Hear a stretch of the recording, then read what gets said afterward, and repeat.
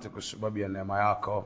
Asante kwa sababu ya wakati huu tena ambao imependeza mbele zako kutupatia. Tunakushukuru kwa asubuhi ya leo, kwa kuwa imegharimu damu yako mwenyewe ili kwamba tuwe hai, lakini imegharimu mkono wako ili tuwe salama. Asante kwa kila kitu, Mungu mtakatifu. Baba yangu, ninakushukuru sana kwa kuwa umekuwa pamoja nasi Bwana, katika kutulinda, katika kutuweka salama. Mungu mtakatifu, Bwana wangu, asante sana Bwana kwa pendo la pekee na la ajabu. Katika jina la Yesu, neema yako Bwana na iwe pamoja nasi tena katika majira haya. Roho Mtakatifu kituongoza, ukiendelea kuzungumza nasi tena Bwana kwa namna nyingine, katika jina la Yesu Kristo mwana wa Mungu aliye hai. Bwana, katika alfajiri leo tunaomba ukaseme nasi tena Bwana kwa wakati mwingine, katika jina la Yesu.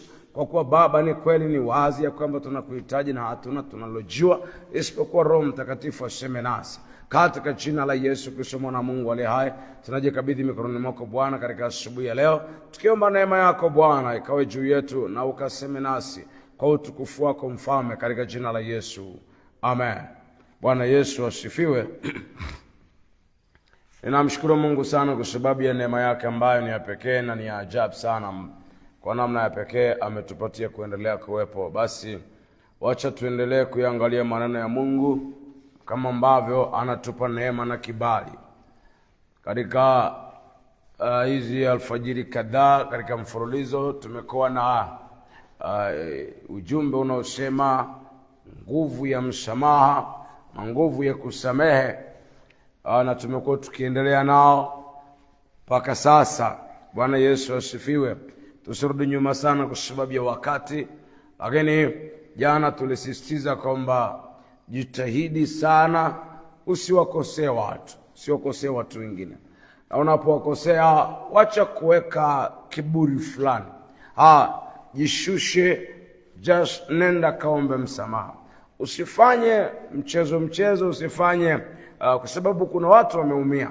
Jana tuliangalia tukaona kuna watu unakuta kwa makosa yako umewafanyia yale makosa, wameumia kihisia, wana maumivu ya kimwili kabisa, alafu unawaacha tu hivi kienyeji. Hii kitu tulisema jana kwamba inaweza kutengeneza, inazalisha hasira, na ile hasira inaleta chuki, na ile chuki inatengeneza uadui, na ule uadui huenda ukaleta kisasi.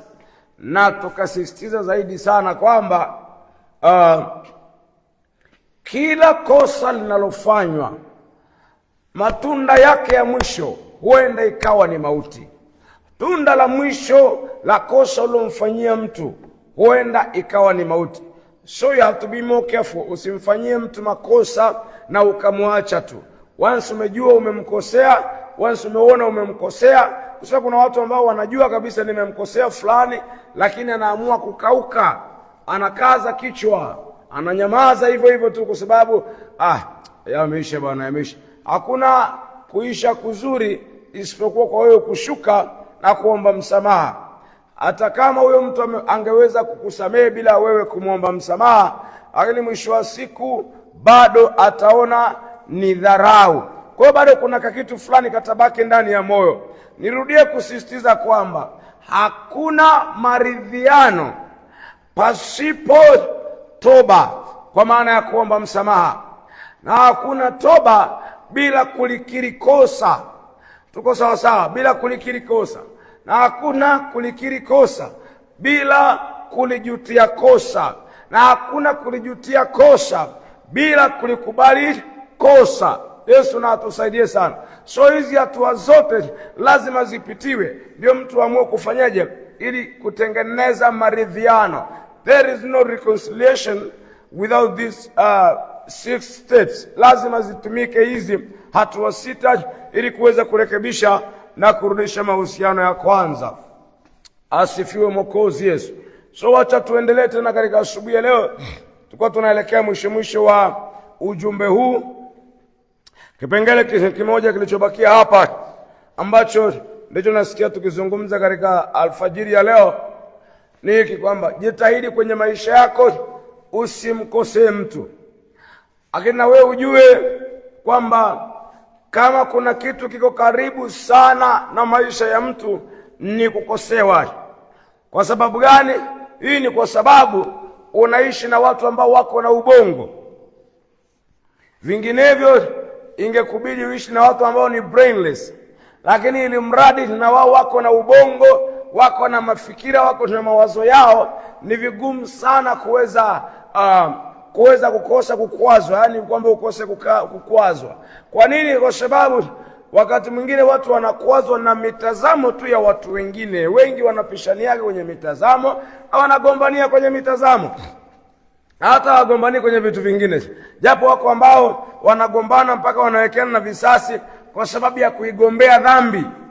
Ati anaigombea dhambi, yani unagombea mchepuko, mnagombania mchepuko mpaka mnawekeana mabifu, mnataka kuuana, visasi vimejaa moyoni kwa sababu ya mchepuko. Sasa hiyo ni dhambi juu ya dhambi inayozaa dhambi iliyobeba mauti na kifo cha mwili. Sasa hiyo ni kitu kingine. Lakini kuna ile ugomvi mara nyingi unatokea tu kwa watu kupishana mitazamo. Hata kupishana mitazamo kwenyewe kunaweza kupelekea ugomvi. Hata wakati mwingine ndani ya nyumba kati ya mke na mume, ugomvi unaweza kuwa mkubwa sana, lakini ukijaribu kuangalia, tatizo ni mtazamo tu. Huyu anaona tufanye hiki na wewe anaona tufanye hiki.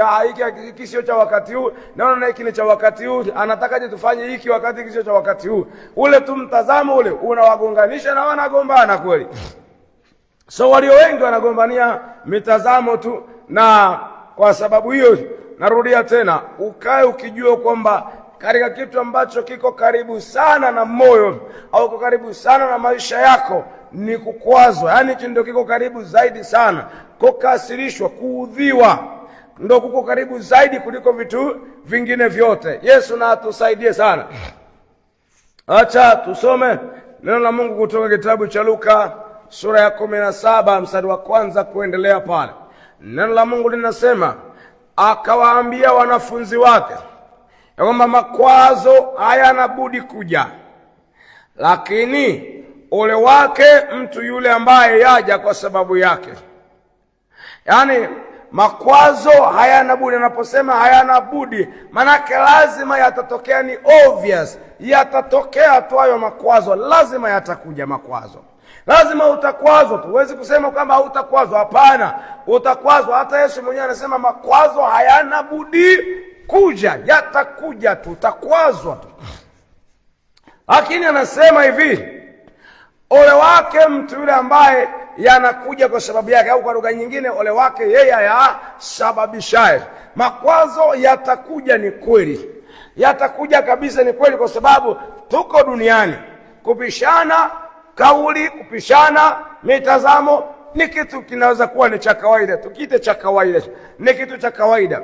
Lakini kwenye kupishana mitazamo haimaanishi kwamba tumepishana mitazamo sasa basi ndio ni vita sasa. Tumepishana kauli ndio ni vita sasa. Lakini kikubwa ni hiki hapa, ujue tu kwamba makwazo hayana budi kuja, na yatakujaga tu, yatatokea tu. Lakini yanapotokea, ole wake yeye ambaye anafanya nini? Anayasababisha. Kwa nataka kusema nini katika asubuhi ya leo? Ya kwamba nataka kusema hivi, jitahidi sana na ujizuie, usimkwaze mtu mwingine, kwa sababu wewe utasema ataonekana yule kama mbaya kwa sababu pengine ameshindwa kusamehe, amereact vibaya zaidi kuliko hata wewe, kuliko ukubwa wa kosa lako. Sawa, lakini ole wako wewe, kwa sababu wewe ndio uliyesababisha akakasirika. Jitahidi sana usimkosee mtu mwingine, kwa sababu kosa lako linaweza kusababisha mwingine naye akosee. Kosa lako linaweza kuwa sababu ya mwingine kukosea. Dhambi yako inaweza kuwa sababu ya mwingine kufanya dhambi, kunajisika na yeye. Kwa sababu gani? Umekosea. Na unapokosea unakwaza. Unapomkwaza mtu, na wewe kweli atakwazika, lakini kwako si tu ole wake aliyekwazika, ole wako wewe uliyesababisha makwazo kwa huyo mtu. Kwa ni muhimu sana ukawa makini sana. Kuna watu wengi ambao wanawasababishia watu makwazo bila wao wenyewe kujua kwamba wanasababisha makwazo, ijapokuwa wengine wanajua na wanafanya hivyo makusudi. Lakini huenda kuna wengine ambao hawafanyi makusudi, ila wanajikuta wamesababisha nini? Makwazo kwa watu, kwa sababu ya maisha yao tu. Wamesababisha makwazo kwa sababu ya maisha yao wenyewe. Umuhimu mkubwa ni huu wa kuzingatia na kusimamia. Jitahidi usiwe kwazo kwa namna yoyote. Hata neno la Mungu linasema msiwe kwazo kwa namna yoyote. Jitahidi sana usiwe kwazo kwa ndugu yako, usiwe kwazo kwa rafiki, usiwe kwazo kwa jirani, usiwe kwazo kwa binadamu mwenzako. Jitahidi sana, kwa sababu unapomkwaza na yeye ananajisika katika kwazo lako wewe. Kweli, maana ni ole wako wewe uliyesababisha nini? Hilo kwazo. Kweli amekwazika, amekasirika, pengine hata amefanya kibaya kuliko wewe ulichofanya. Ni kweli. Lakini ni muhimu ujue kwamba kwako hakuna tu kwamba hivyo. Anasema ole wake mtu yule anayesababisha makwazo. Ni muhimu ukajua na ukamata hii kitu vizuri, kwamba kumkosesha mtu mwingine, yani kumkwaza mtu mwingine, kwako kuna ole. Ole ni kinyume cha heri, ni kinyume cha baraka. Hii ni kama kusema ni laana, ni kitu kibaya. Ole kwa sababu yeye amekuwa sababu, au nimekuwa sababu ya huyo mtu kukasirika, nimekuwa sababu ya huyo mtu kuharibika, kunajisika, kufikiri vibaya, ama hata kutafuta namna ya kulipiza kisasi. Si kama tunaelewana vizuri? Bwana Yesu atusaidie sana. Narudia tena, nimekuwa sababu ya huyo mtu kukwazwa, nimekuwa sababu ya huyo mtu kunajisika. Kwa sababu hiyo kwangu kuna ole. Anasema ole wake yeye anayesababisha makwazo. So you have to be more careful, my brother, my sister. Kuwa makini sana, kwa sababu unapomkosesha mtu kuna ole. Ole wake yeye ambaye makwazo yanakuja kwa sababu yake. Yesu atusaidie sana. Ole wake. Mstari wa 2 anasema ingemfaa zaidi mtu huyo aliyesababisha makwazo jiwe la kusagia lifungwe shingoni mwake. Yesu na atusaidie sana.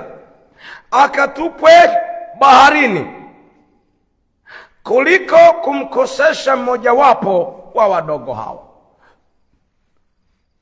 Kumtoa mtu mmoja kwenye maisha yake mazuri katika Kristo,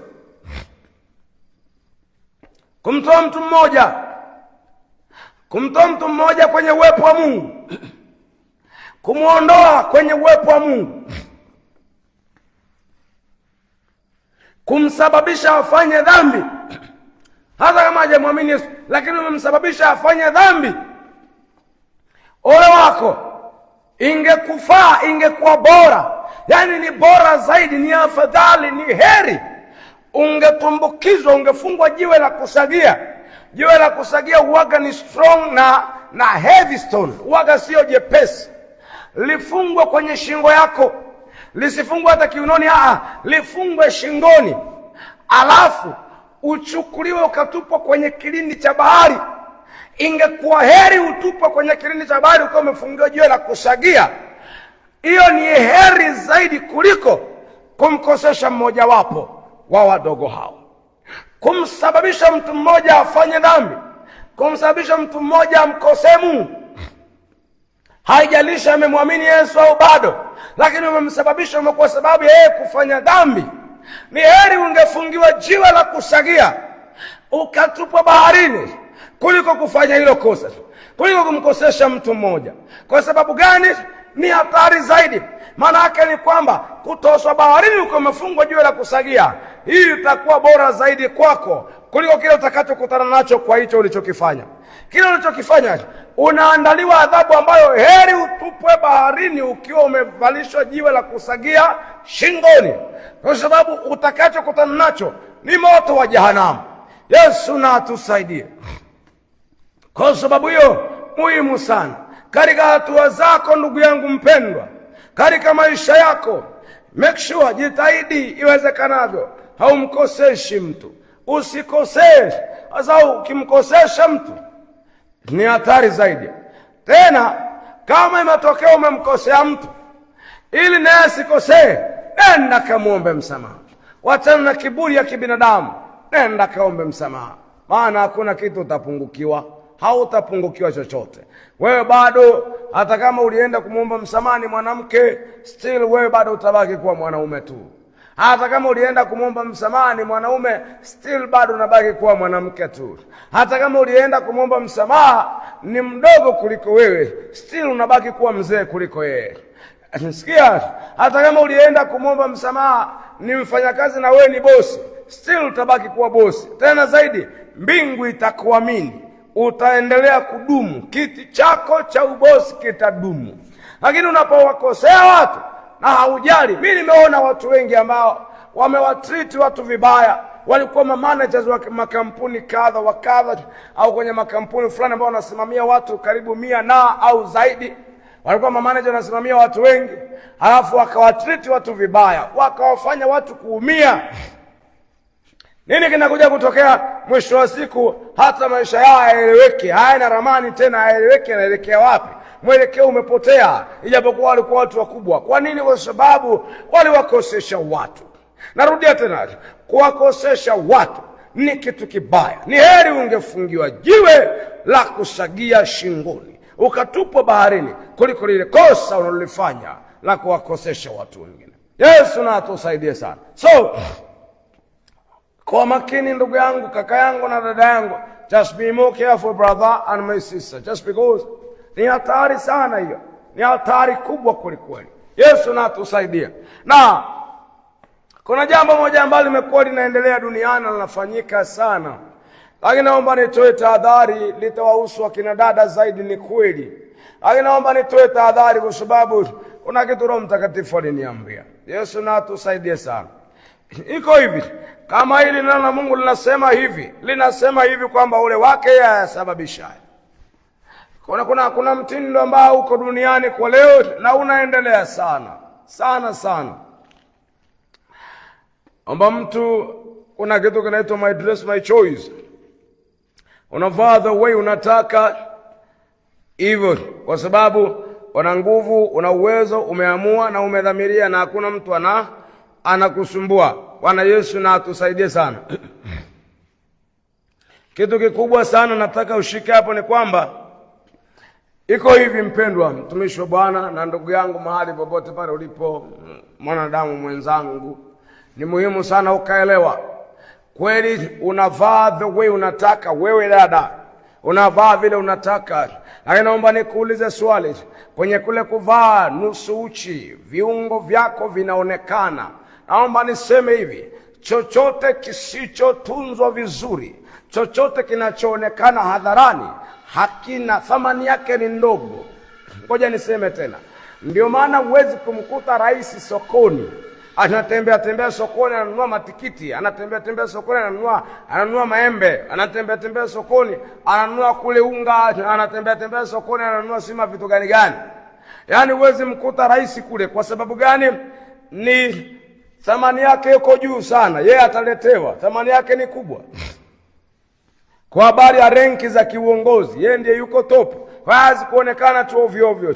Lakini hata mwenyewe unajua vipi kuhusu zile certificates zako, zile qualifications zako, CV zako? Waga hizo qualification certificates zako unaziwekaga tu, unaziachaga tu ovyo ovyo, ambao unawekaga tu kila mahali.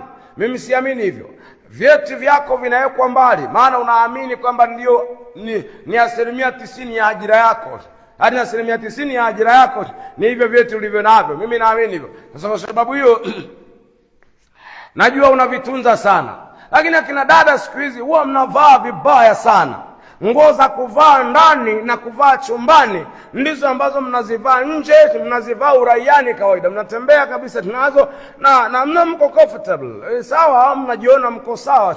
Lakini nataka nikuambia kitu kimoja kwamba wewe dada ambaye unajua kabisa kwamba huwa unavaa nguo ambayo inaonyesha sehemu ya viungo vyako kiasi kwamba wanaume watatamani, nataka nikuhakikishie, ni heri jiwe la kusagia lingefungwa shingoni mwako ukatupwe Indian Ocean, ama ukatupwe kule Atlantic Ocean, ama ukatupwe Pacific Ocean, kuliko hicho unachokifanya, kwa sababu ni kibaya zaidi sana, maana adhabu yake ni jehanamu.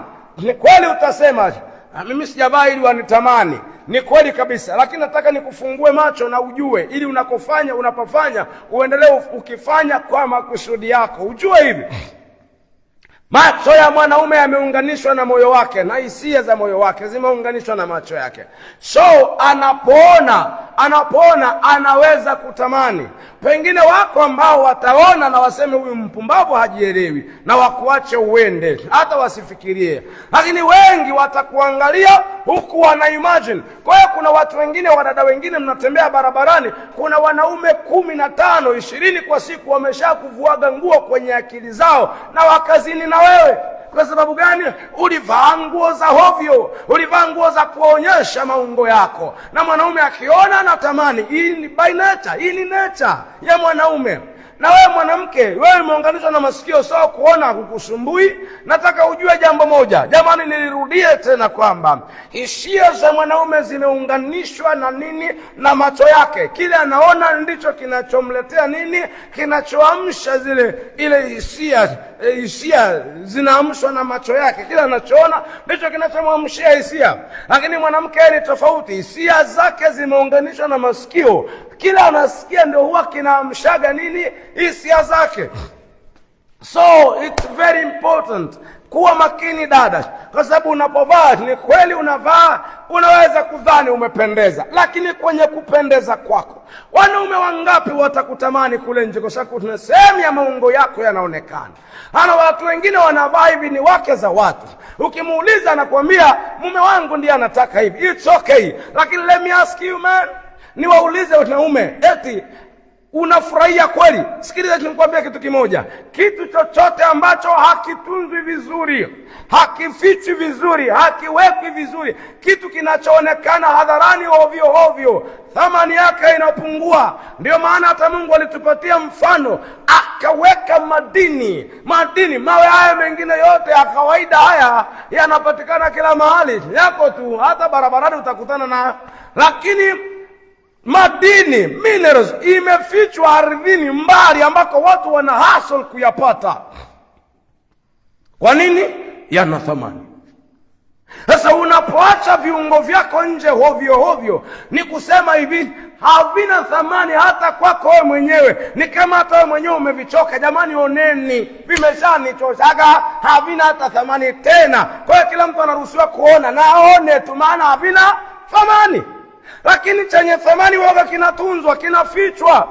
Nataka ujue hivi, kama wewe kweli huyo ni mkeo, anatembea sehemu ya viungo vyake, maungo yake ya ndani yanaonekana, sikia, manake hata wewe mwenyewe umemdharau, hana thamani. Ndio maana unataka vile ambavyo ni haki yako vionekane tu ovyo ovyo hadharani. Let me speak to men. Nasema hivi, wewe mwanaume ambaye unajua kabisa umeoa na unamruhusu mke wako anavaa hovyo, yani nguo anavaa nusu uchi, anavaa hivyo, nisikilize nikusema hivi, unatuambia naweza kushare na mtu yoyote, kwa sababu hivi mnavyoviona bado kila mtu mtaona na vile vingine vya ndani zaidi. Kwa hiyo ni kusema nini? Huo mwili wa mkeo kwako mwenyewe hauna thamani, na kwake yeye mwenyewe hauna thamani, umepungua. Ndio maana nauonyesha hovyo. Lakini kwenye kuonyesha hovyo, hata kama umepungua thamani, anawakosesha wanaume wangapi? Anawakosesha kwa siku, anawakosesha wangapi? Kwa hizo nguo mnazovaa tight, hizo manguo yasiyoeleweka hayo mnayoyavaa, nauliza, utakuwa umewakosesha wanaume wangapi? Kwa siku moja unatembea, umekosesha wanaume wangapi? Kwenye kuwakosesha, kwa sababu wamekutamani, wamemkosea Mungu. Na vile anasema, amwangaliaye mwanamke kwa kumtamani amekwisha kuzini naye wapi? Moyoni. Umewakosesha, wamezini na wewe moyoni wanaume wangapi kwa siku? Kwa zile ulifaa uvae kule ndani, mmoja hayo maungo unatuonyesha, ulifaa uonyeshe mumeo, na sio sisi. Wengine tutakuangalia tuone wewe ni mjinga, usiyejielewa, usiyejua thamani yako. Lakini wako watakao kuangalia, wakitafuta namna gani watapata namba yako ya simu. Halafu wakikusumbua, unaweza kulamika, wananisumbua, na watakupata. Wakikupata wewe na wao jahanamu. Dada, jitahidi, vaa kiheshima. Macho ya mwanaume yameunganishwa na hisia zake. Wakikuangalia wanakutamani. Kwa sababu hiyo unawakosesha wengi sana. Kuwa makini. Na Biblia inasema yeye asababishaye kwazo, asababishaye kosa kwa mtu, heri angefungiwa jiwe la kusagia shingoni akatoswe baharini kuliko hicho anachokifanya cha kukosesha watu.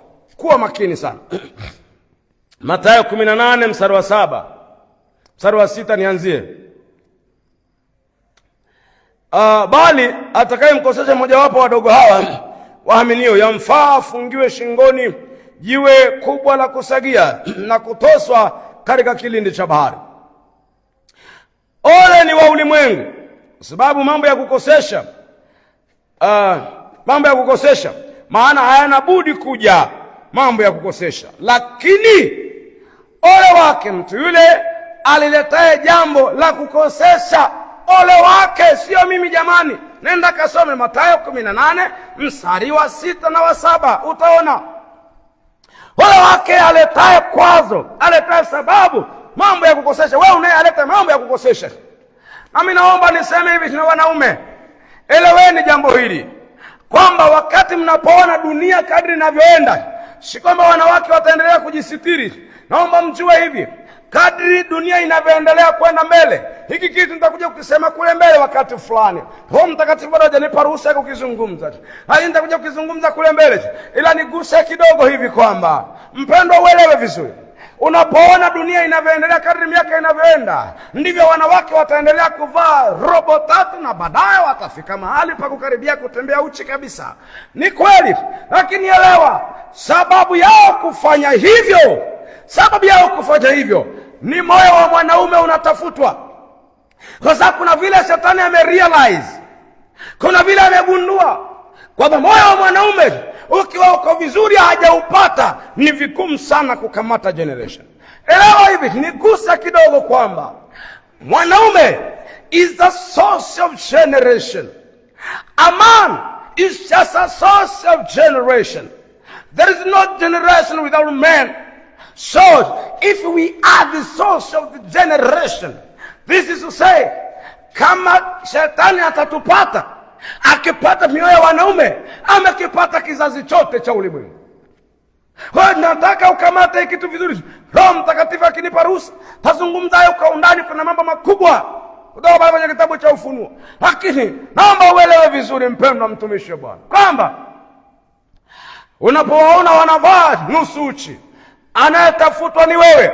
So kuwa makini, usifurahie kuiona hiyo mishipa ya mapaja, usifurahie kuona huo unene wa paja, ama usifurahie kuona hicho unachokiona wewe, usifurahie kukiona, kwa sababu wakati unakiona moyo wako unachanwa. Wewe hujui tu, moyo wako unaharibiwa. Wewe hujui tu, moyo wako unateketea, na wewe hujui tu. Sasa kuwa makini, huu ni mtego wa adui. Akina dada na mjue na mlisikie neno la Bwana, asema Bwana wa majeshi, huu ni mtego wa adui ili kuharibu dunia.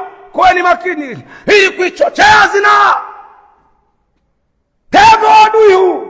Fungukani macho. Hata wewe dada ambaye umeenda kwa fundi, unataka ukashone nyingine ya namna hiyo, na kuambia hivi, kumbuka, wewe unataka kuishi maisha ya kulitimiza andiko, kumsaidia shetani kazi kwa kuvaa nusu uchi.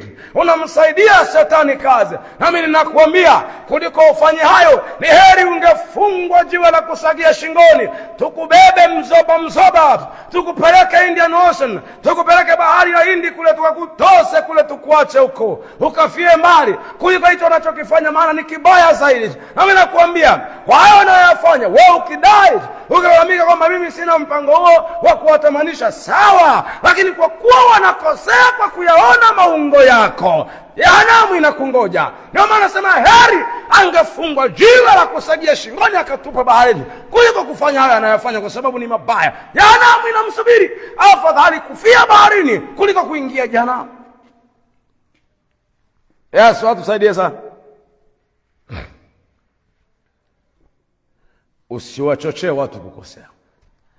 Mungu akupe neema ya kuwa makini sana.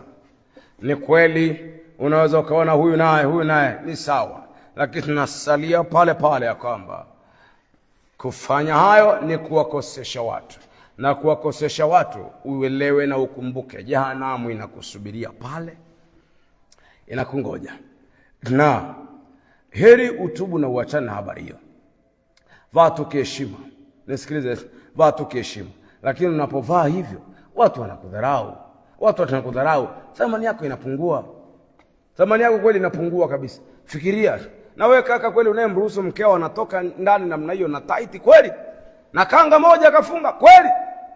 Wewe alafu unatembea kule nje unajivunia una mke. Wangapi wanaona vile unavyoviona? Vile ambavyo ni mali yako ulipaswa uvione wewe mwenyewe. Ni wangapi wanaviona?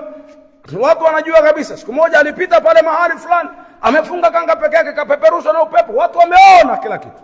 Watu wameona. Tunajivunia. Watu wameona kila kitu. Ana tofauti gani na wale ambao unawajua wewe? Wale wa kule unakwendaga kuwanunua, ana tofauti gani na wao? So, kama wewe kweli ni mwanaume wa kweli, mali zake hazionekanagi hovyo. Sasa hizo mali za sirini jitahidi zifichwe.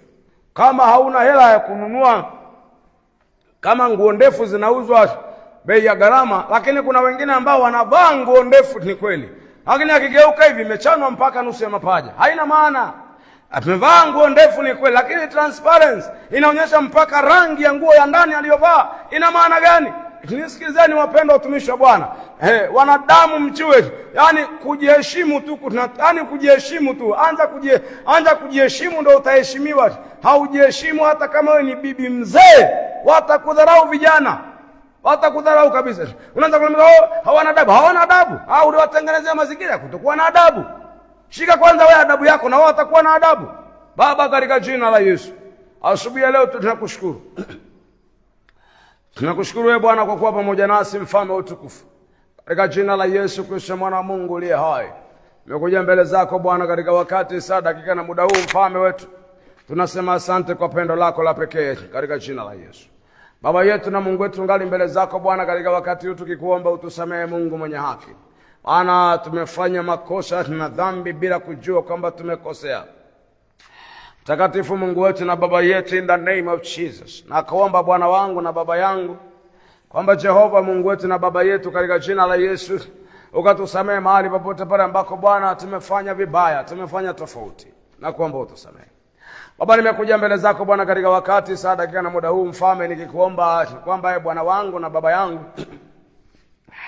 Mungu mtakatifu, Bwana wangu unitakase, Bwana wangu kanisafishe.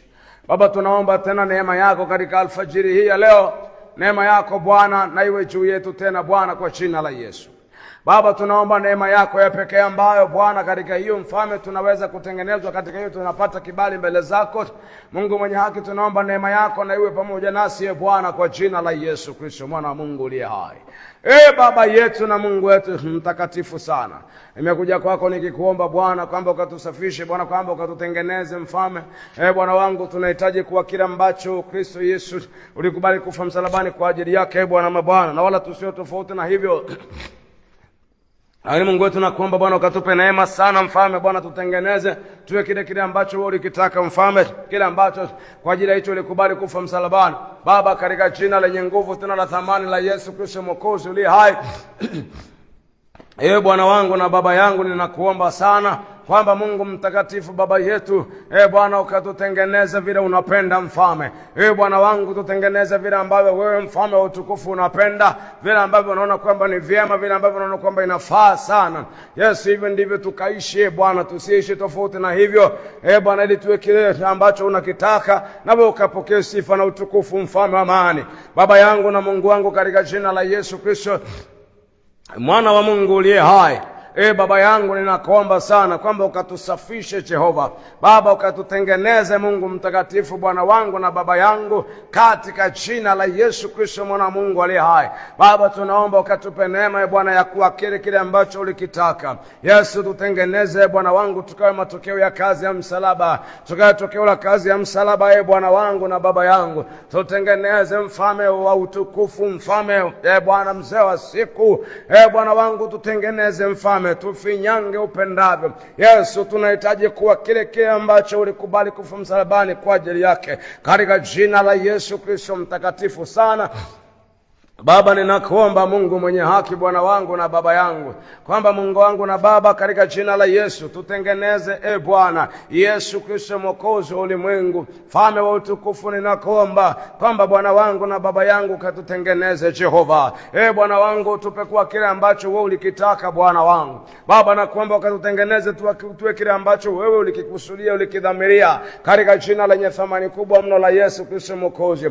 Bwana wangu na Baba yangu, nimekuja kwako mtakatifu, na kuomba Mungu mwenye haki, Bwana, kwamba ukatutengeneze Jehova Mungu wetu na Baba yetu, katika jina la Yesu. Naomba Bwana wangu kwamba Mfalme wangu, tutengeneze Mungu mwenye haki, Bwana, tutengeneze katika jina la Yesu Kristo mtakatifu, Bwana wangu na Baba yangu. Mimi nakuomba sana Bwana kwamba ukatupe kuwa kile ambacho ulikitaka. Bwana Yesu, tupe kuwa faida yako duniani.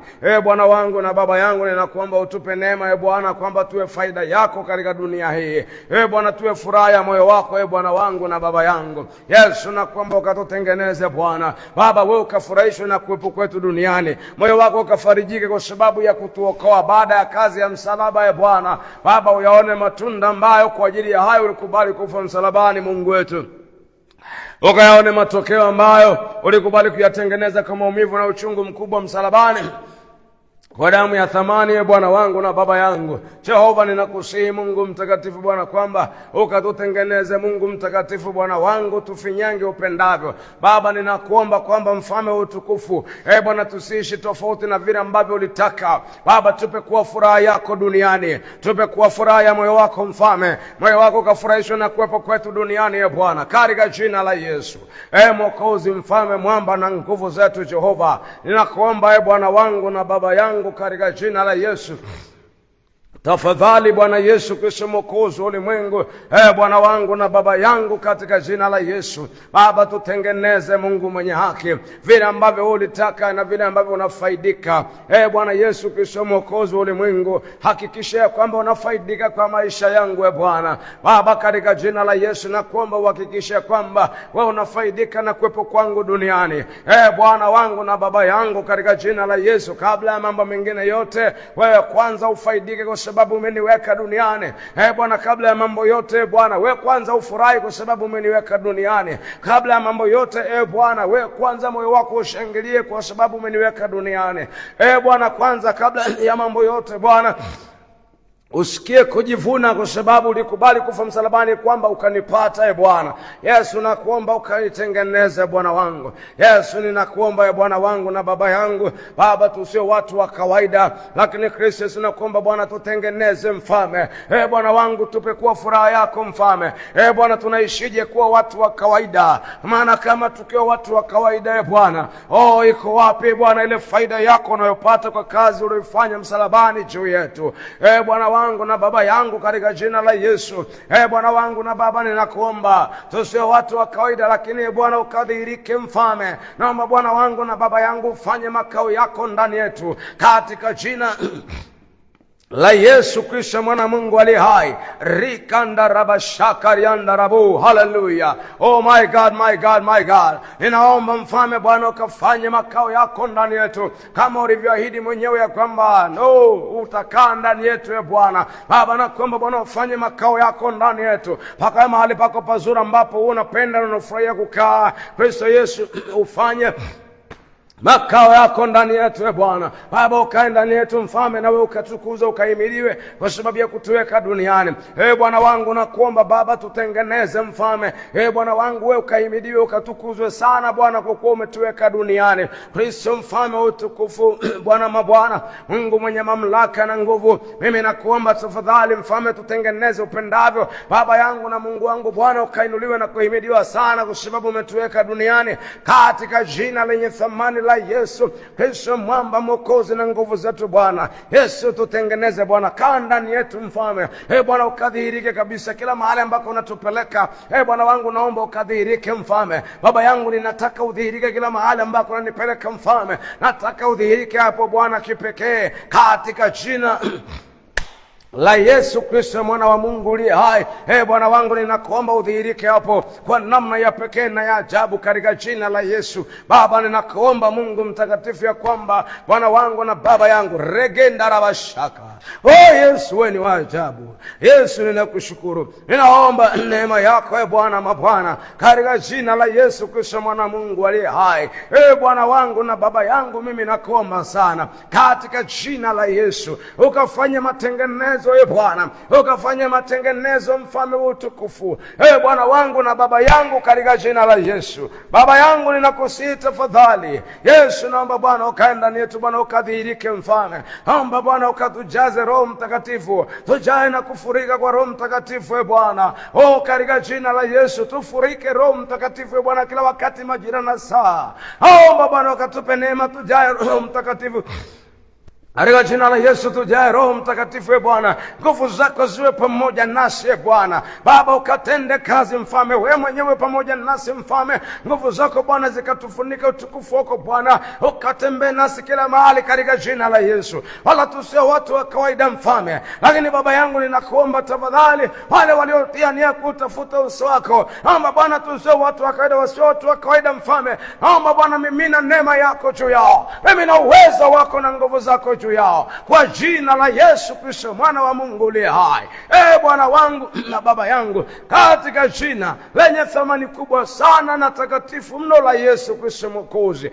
Bwana wangu na baba yangu, nakuomba tafadhali mfalme wa utukufu, naomba Bwana wangu kwamba Jehova ukajionyeshe Bwana, ukadhihirike ndani na katikati yetu katika jina la Yesu. Baba naomba Bwana Yesu ukatende, mara kama hautadhihirika, kama hautaonekana, kama hautatenda Bwana, wewe Bwana wangu na baba yangu, iko wapi ile furaha ya kukuamini? Baba ninakuomba ukatende Bwana, tusio watu wa kawaida, lakini neema yako na iwe juu yetu. Ninawaombea Bwana, mwombele binti ambaye na changamoto ile, ninamwombea kwa jina la Yesu Kristo mwana Mungu aliye hai, kwa jina lake Roho Mtakatifu naomba pita ndani ya maisha yake kwa jina la Yesu, kuanzia kwenye moyo wake Bwana, kwenye nafsi yake, pita Bwana kwenye ufahamu wake, pita Bwana kwenye mwili wake, kuanzia kwenye ubongo, pita Bwana hapo, takasa kwa jina la Yesu mpaka mishipa yake ya damu, adui asipate nafasi yoyote ya kuleta madhara yoyote, kwa jina lenye thamani la Yesu Mwokozi.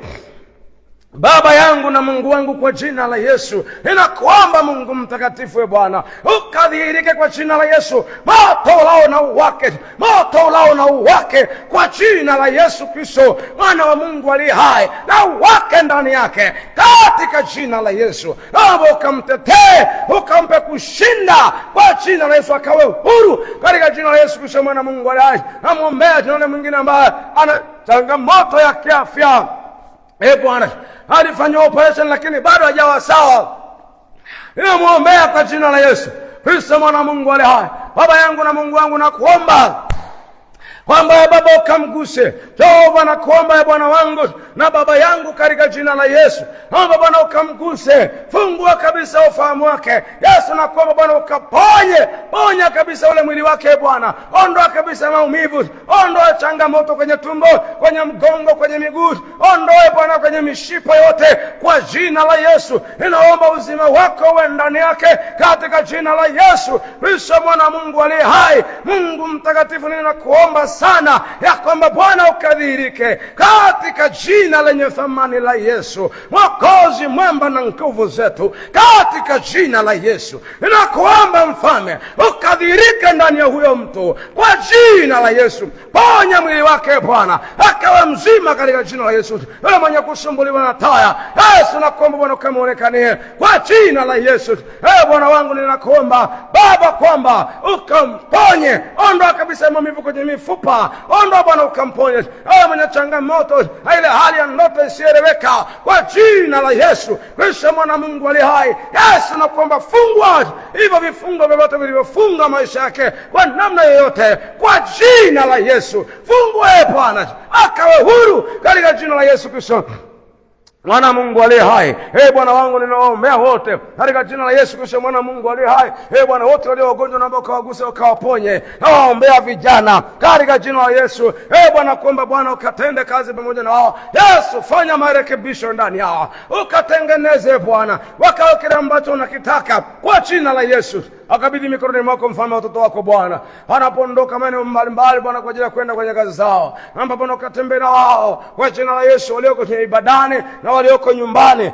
Yesu nakuomba Bwana ukawe pamoja nao, walinde ukatembea pamoja na wao, wana wangu ukiwatunza mikononi mwako mfalme, wakawe salama katika siku nzima, wakaenda salama na kurudi salama, kwa jina la Yesu Kristo mwana Mungu aliye hai. Neema yako Bwana wangu na ya ajabu na iwe juu yao katika jina la Yesu. Tembea nawe Bwana kwa utukufu wako, in the name of Jesus, amen.